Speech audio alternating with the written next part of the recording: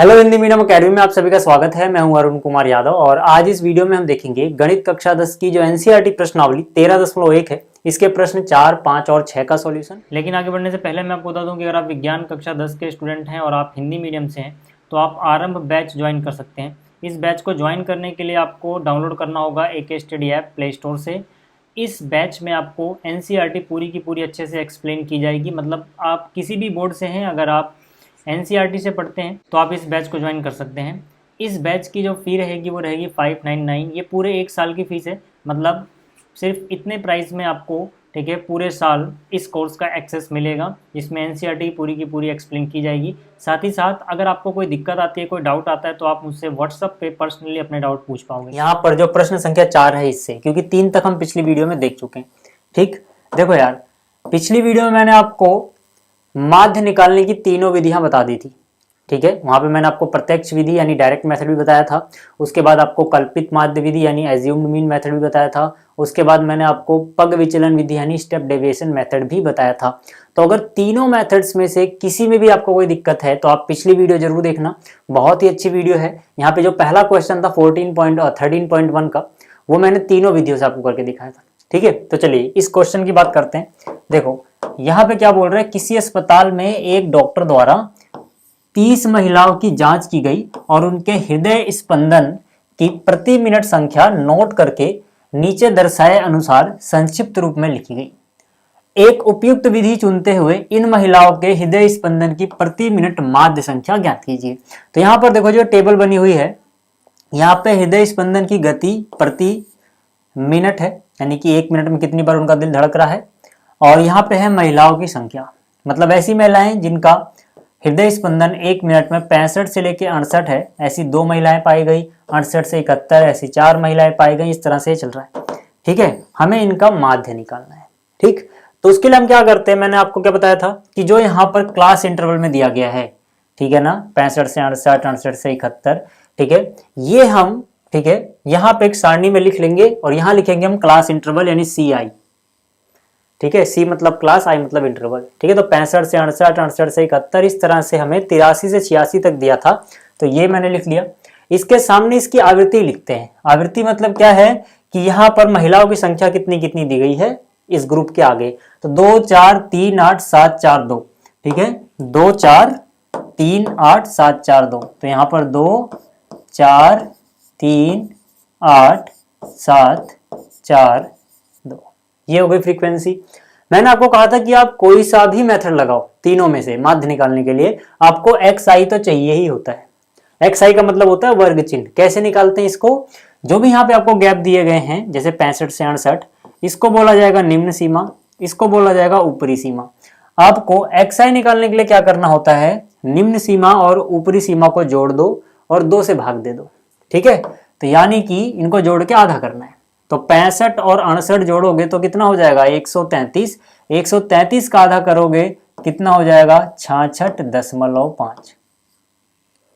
ठीक है, आप इसको शॉर्ट ट्रिक से भी कर सकते हो। देखो यार, 60 और 60 समझो, 65 का 5 हटा दो, 68 का 8 हटा दो, तो 60 और 60 2 बार जोड़ोगे, फिर से 2 करोगे तो 60 ही आएगा, यानी वो तो 60 हो गया। और 8 5 13 का आधा 6.5, तो 60 में 6.5 जोड़ दो 66। आप कैसे भी कर सकते हो।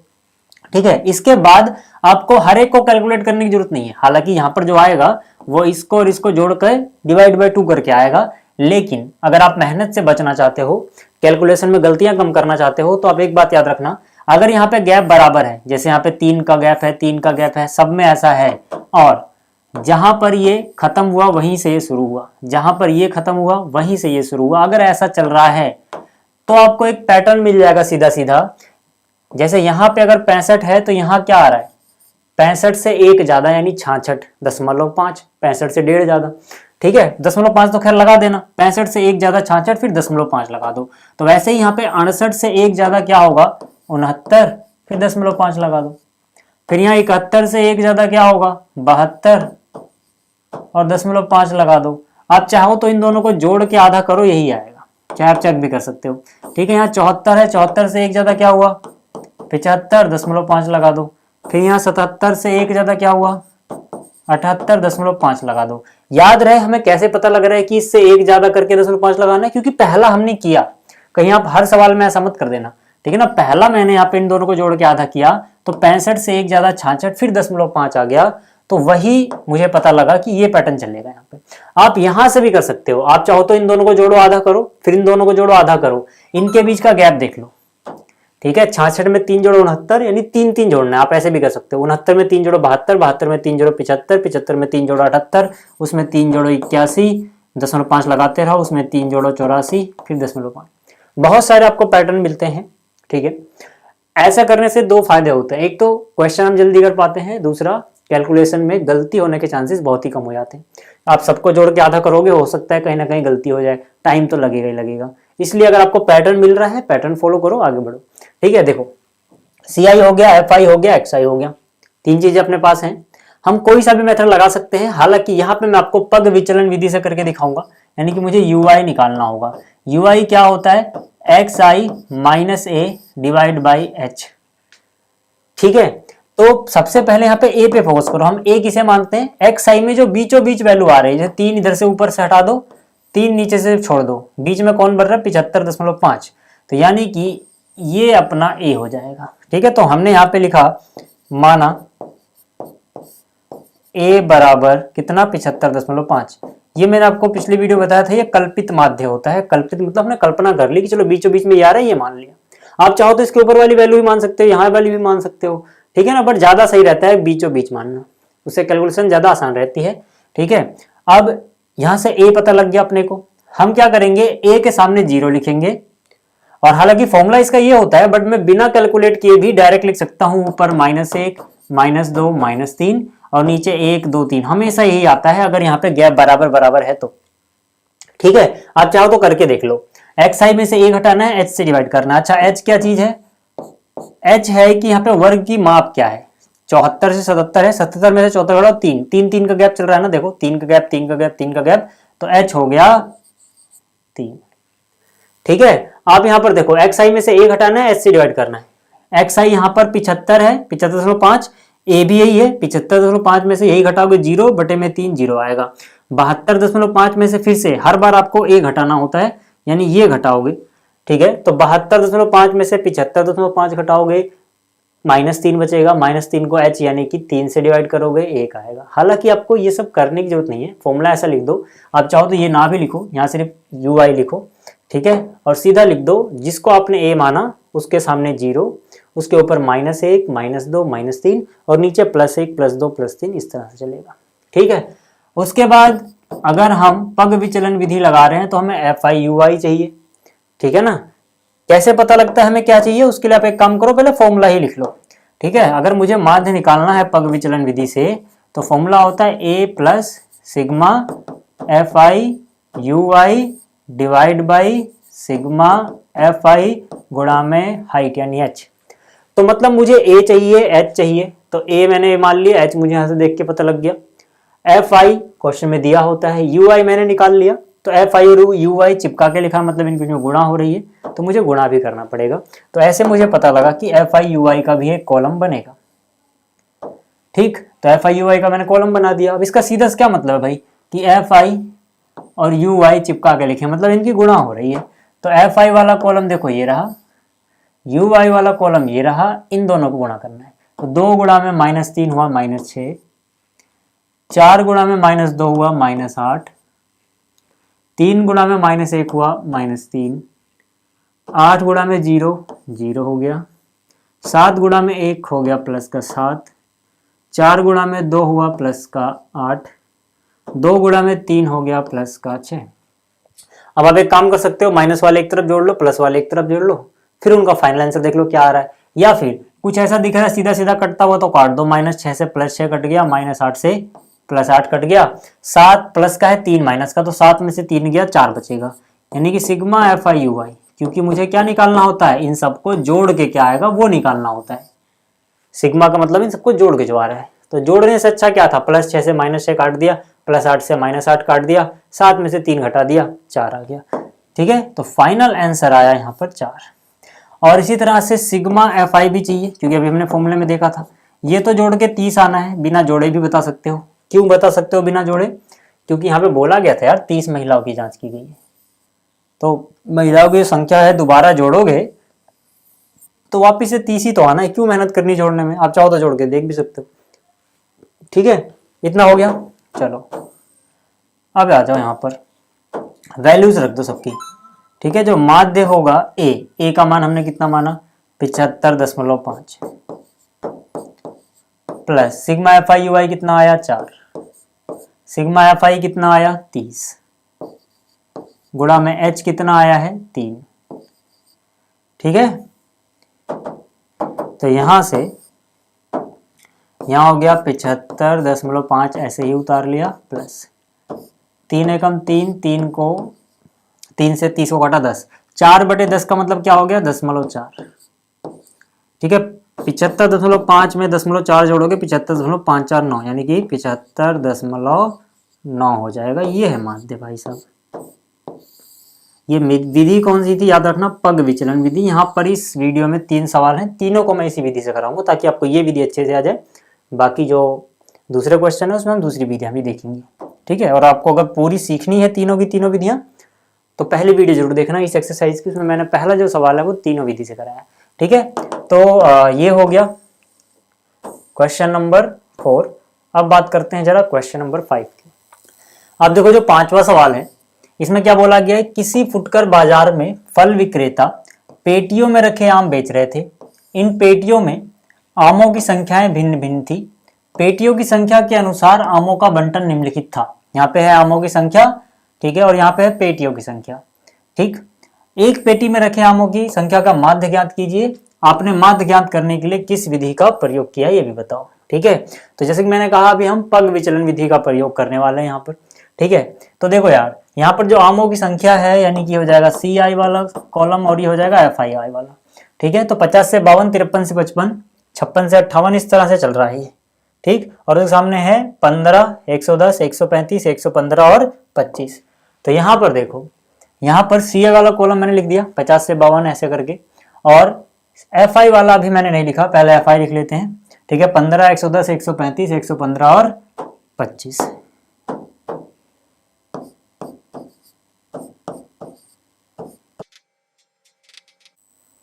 ठीक है, अब देखो यहाँ पे एक खास बात ये है कि इस सवाल में ये जो क्लास इंटरवल दिया है ये सतत नहीं है, मतलब ये 52 से चालू हुआ, मतलब 52 पे खत्म हुआ, लेकिन अगला 52 पे शुरू नहीं हो रहा, अगला तो 53 से शुरू हो रहा है। ठीक है ना, गैप आ जा रहा है यहाँ पर। ठीक, ऐसे ही ये 55 से खत्म हुआ तो ये 55 से शुरू होना चाहिए था, लेकिन ये 56 से शुरू हो रहा है। ठीक है, तो पहले हम इसको सतत बनाना पड़ेगा, कॉन्टिन्यूअस बनाना पड़ेगा। उसके लिए हम क्या करेंगे, एक और कॉलम बनाएंगे जहां पे हम लिखेंगे सतत सी आई। वो आप कैसे बनाओगे देखो जरा ध्यान से। ऐसा करने के लिए हम क्या करेंगे, यहां पर देखेंगे गैप कितने का है, इसका आखिरी वाला और इसका शुरू वाला कितने का गैप आ रहा है। 53 में से 52 घटा दो, 1 का गैप आ रहा है। जितने का गैप है उसका आधा करो, 1 का आधा यानी 0.5। तो आपको करना क्या होता है, लोअर लिमिट यानी निम्न सीमा में से वही 0.5 घटाना होता है। तो 50 में से 0.5 घटाओगे 49.5 बचेगा, और अपर लिमिट में जोड़ दो वही 0.5 यानी कि 52 में अगर जोड़ देंगे तो हो जाएगा 52.5। यही चीज यहां पर करो, 53 यानी लोअर लिमिट में से 0.5 घटाओगे यानी 52.5 बचेगा, और इसमें जोड़ दोगे तो ये 55.5 हो जाएगा। अब आप देखोगे तो आंकड़े सतत बन रहे हैं, मतलब यहाँ पर 52.5 से खत्म हुआ और ये 52.5 से शुरू हुआ। ठीक है, ऐसे ही आप सब में करते जाओ। ठीक है, इसमें 0.5 घटाओगे यानी कि ये हो जाएगा 55.5 और ये हो जाएगा 58.5। ठीक है, आपको एक पैटर्न भी मिल जाएगा, जैसे ये यहां पर जाहिर सी बात है जिस पे खत्म हुआ इस पे आएगा तो हमें यहाँ घटाने की जरूरत है नहीं। ठीक है, और इसमें से कर दोगे तो 61.5 हो जाएगा। यहाँ पर फिर से ये 61.5 आएगा और ये 64.5 हो जाएगा। क्लियर हो गया। एफ आई तो हमें दिया हुआ था। उसके बाद एक्स आई निकालने के लिए चाहे आप इन दोनों को जोड़ो और आधा कर दो सेम आंसर आएगा, इन दोनों को जोड़ो आधा कर दो सेम ही आंसर आता है। ठीक है, तो यार यहाँ पे पॉइंट में है तो ज्यादा आसान क्या पड़ रहा है, मैं यहाँ से कर देता हूँ। आप यहाँ से जोड़ के आधा करोगे, ये जमा ये डिवाइड बाई 2 तब भी सेम आंसर आएगा। फिलहाल 50 और 52 102 का आधा। ठीक है, 102 का आधा 51। ठीक है, 53 और 55 या तो आप आधा करो या फिर आप देख लो, अब सब कुछ सेम चल रहा था, ठीक है, गैप बराबर बराबर है, तो अगर ये 50 से 51 हुआ तो 53 से 54 होना चाहिए। करके देख लो चाहे आप, 53 और 55 जोड़ोगे 108, 108 का आधा 54, ठीक है। आप इन दोनों को जोड़ के देखोगे तब भी 108 आएगा, ठीक है, और 108 का आधा 54 ही होगा, ठीक है ना। तो 51 में 3 ज्यादा आ रहा है, 54 3 3 का यहाँ पे गैप चल रहा है, तो 54 में 3 जोड़ोगे 57, 57 में 3 जोड़ोगे 60, 60 में 3 जोड़ोगे 63, ठीक है, इतना हो गया। अब अगर हम ये वाला मेथड लगाना चाहते हैं, इसमें UI आता है, यानी पग विचलन विधि, तो हमें A मानना होगा, A किसको मान रहे हैं, तो XI वाले कॉलम में से A माना जाता है, ठीक है। तो बिल्कुल बीचों बीच देखो 57 आ रहा था, इसको A मान लो, तो A कितना हो गया अपना 57, ठीक है। मैं लिख देता हूँ A बराबर क्या मान लिया हमने 57, इसके सामने हमेशा ये 0 आता है, ऊपर -1 -2 और नीचे 1 2, ठीक है, चाहे तो आप फॉर्मूला भी रख के देख लो, यही आएगा। फिर FI UI मतलब FI और UI वाला कॉलम गुणा करना, 15 गुणा में 2, यहाँ पे आ गया -30, फिर 110 गुणा में 1, ये हो जाएगा -110, इसको तो 0 से गुणा करोगे ये हो जाएगा 0, 115 गुणा में 1, ये हो जाएगा 115, 25 गुणा में 2, ये हो जाएगा 50। तो यहाँ से सिग्मा FI UI निकालना है, कैसे निकालोगे, इन दोनों को जोड़ लो यार, 115 और 50, 165 आ गया प्लस का, 110 और 130 माइनस का 140 आ गया, तो 165 में से 140 गया, यानी कि कितना बच गया 25, ठीक है, प्लस का 25 बचा। और सिग्मा FI इन सबको जोड़ लोगे कितना हो जाएगा, देखो पहले 15 में 135 जोड़ दिया, 150 हो गया, 150 और 360, 360 और 400, ठीक है, इन सबको जोड़ेंगे तो कितना हो जाएगा, देखो 100, 200, 300, 15 और 10 25 और 25 50, 35 और 25 50, यानी 400 हो जाएगा टोटली, ठीक है ना। टोटल कितना हो जाएगा, ठीक है, तो इनको जोड़ेंगे तो 5 5 10 15, 5 20 का 0 हासिल गया 2, 2 और 1 3 और 1 4, 3 7 और 1 8 और 10 का 0 हासिल गया 1, 1 और 1 2 3 4, 400, ठीक है। और H कितना है, देखो यार H 3 3 का गैप चल रहा है, H यहाँ जो सतत आंकड़े हैं इसमें से निकालोगे घटा के, यहाँ पे गैप देखो 3 3 का चल रहा है, 61 में से 58 घटा दो, 3 का गैप, इसमें से ये घटाओगे 3 का गैप, यानी H का मान 3 है, याद रहे आपको, ठीक है। XI में से भी देख लो, 51 में 3 जोड़ा, 54 में 3 जोड़ा, 57, 3 3 का ही गैप चल रहा है, तो H अपने पास आ जाएगा 3। अब अगर हम यहाँ से माध्य निकालना चाहते हैं, तो पग विचलन विधि में माध्य क्या होता है, A plus sigma FI UI divide by sigma FI गुणा में H। A का मान कितना माना हमने 57, ठीक है, प्लस सिग्मा FI UI कितना आया है 25, यहाँ पे आप देख सकते हो, डिवाइड बाई सिग्मा FI कितना आया है, सिग्मा FI आया है 400, गुणा में H कितना आया है, H आया है 3, ठीक है। तो यहाँ से कितना हो जाएगा, देखो 57 अपनी जगह, 25 का पाड़ा एक बार 25, 25 का पाड़ा एक बार 25, 15 बचा, 15 के आगे 0 नहीं, 25 छक्का 150, तो 3 गुणा 1 हो गया 3 बटे में 16, ठीक है। तो 3 बटे 16 यानी कि 3 को 16 से भाग दोगे तो यहाँ से पॉइंट लगाओगे, 16 एकम 16, पॉइंट लगाए 0, 16 का पहाड़ा कितनी बढ़ जाएगा 8 बार, कितना हो जाएगा 128, कितना बचेगा 12, पॉइंट लगा हुआ है 0, तो 16 सत्ते 112, कितना बच जाएगा 8, फिर 0, तो 16 पंजे 80, ठीक है। तो ये कितना हो जाएगा, देखो 57 प्लस, यहाँ पे 0 ला सकते हो, 0.1875, 0.1875, ठीक है।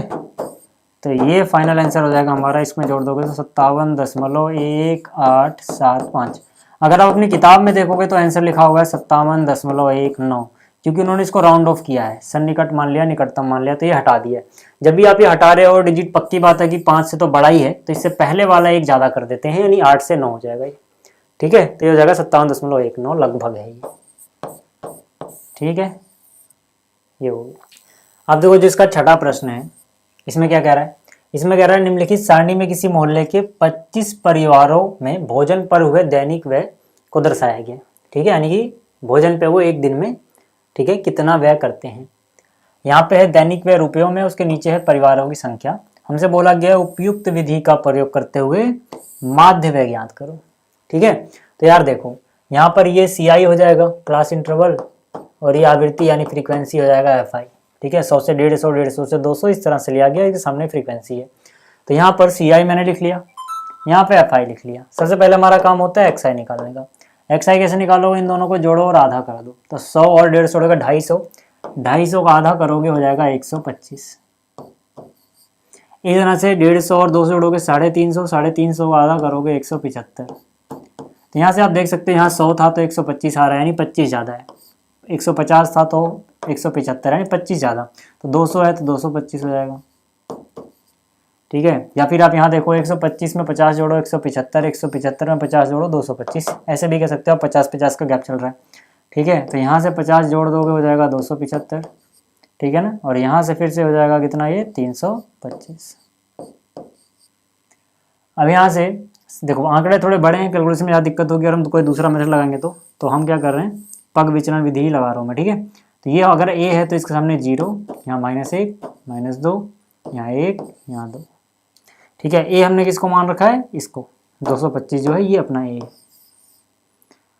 तो यहाँ से FI UI कैसे निकलोगे, FI और UI गुणा कर दो, 4 गुणा में -2 यानी -8, 5 गुणा में -1 यानी -5, 12 गुणा में 0 यानी 0, 2 गुणा में 1 यानी 2, 2 गुणा में 2 यानी 4। तो देखो यार प्लस का 4 और 2 6 हुआ, और यहाँ पे 8 और 5 माइनस का 13, तो 13 में से 6 गया 7 यानी -7 हो जाएगा यहाँ पे। तो सिग्मा FI UI आ गया -7, और सिग्मा FI तो 25 आएगा, क्योंकि 25 परिवारों की बात की गई थी। आप जोड़ के देख लो 25 ही आएगा। ठीक है, एक बात याद रहे यहाँ पर कि हमने A किसे माना है, ये हमने माना है 225 को, और H की जरूरत पड़ेगी। H क्या है, कितने कितना गैप चल रहा है, 50-50 का। ठीक है, आप चाहो देखो इनके बीच में गैप कितना है, 50-50। ठीक है, 200-250 ऐसे करके 50-50 का गैप है। अब हमें माध्य निकाल देना है बस। ठीक है, तो यहाँ से माध्य यानी x बार, इसको माध्य बोलते हैं, कितना हो जाएगा, A plus sigma FI UI divide by sigma FI गुणा में H। तो A का मान कितना है भैया, A अपने पास है 225, प्लस सिग्मा FI UI कितना है, -7 है, तो प्लस माइनस माइनस ही लिख दो। ठीक है ना, क्योंकि -7 था, डिवाइड बाई सिग्मा FI कितना है, 25 है, गुणा में H कितना है, 50 है।